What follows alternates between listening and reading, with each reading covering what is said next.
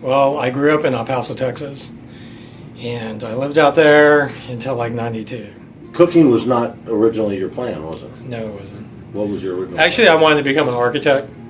So I took drafting classes in high school, and then I enrolled in the community college. And so I was taking art classes and architecture classes. Got a little stressed out, decided to take the semester off. And then my mom, she knew a waitress at the Japanese restaurant, at the YYY Japanese restaurant. And so she got me an interview there. Japanese restaurant in El Paso? Yes, actually this Japanese restaurant, the reason why they had this was for the Japanese corporations. So the owner actually lived in Japan, and he built the restaurant just for the Japanese businessmen. No kidding, in El Paso? Yes.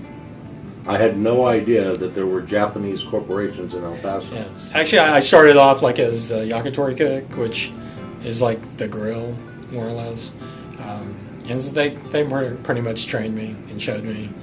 And then I actually learned how to do the tempura section.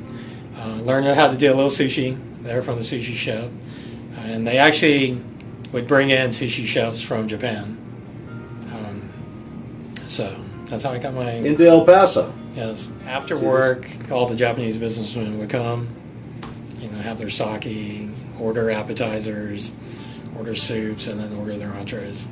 So they would make a night of it, every night, practically.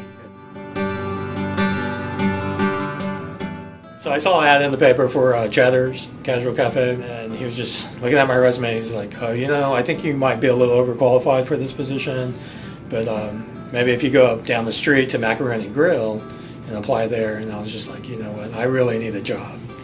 I don't care where I start. And so I actually started there as a fry cook. I worked there for actually 8 years.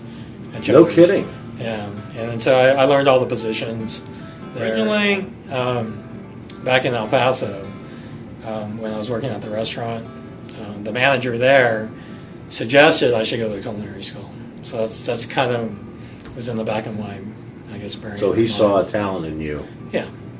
The Art Institute of Dallas, they started the culinary program there. And so I actually enrolled there, and that's where I went to school. Terrific. To get my culinary degree.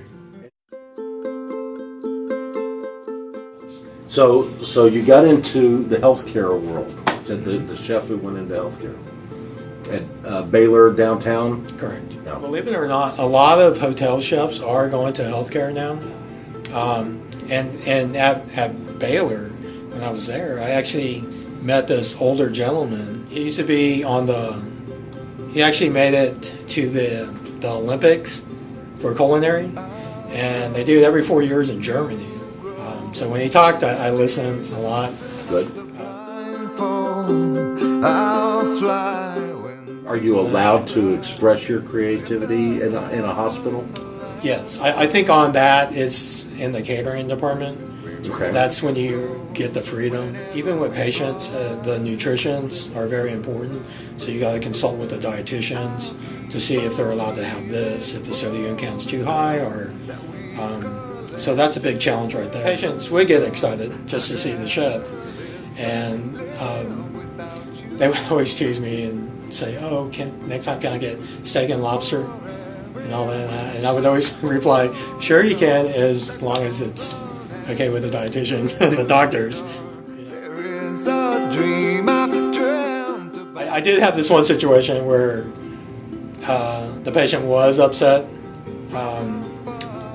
She didn't really care too much for the food, so I went up to visit her to see what I could do to please her. And all she kept saying to me was, "I know Chef Gordon Ramsay, and I'm going to call him and tell him to come over here to teach you guys how to cook." So you said bullets. So I said, that would be great if you could call him, and I would love to meet Chef Ramsay. Do you watch any of the cooking shows, or are they all baloney to you? Like the Food Network? Yeah. Yeah. The Chopped and... The Chopped.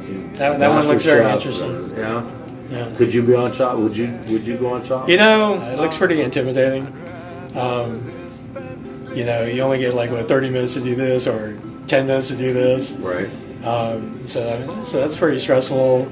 And if you don't know the ingredient, then it's like, oh, and then, you know, it'd be a good challenge. If you think you have a story to tell, send me an email. But I have to tell you up front, it better be good. From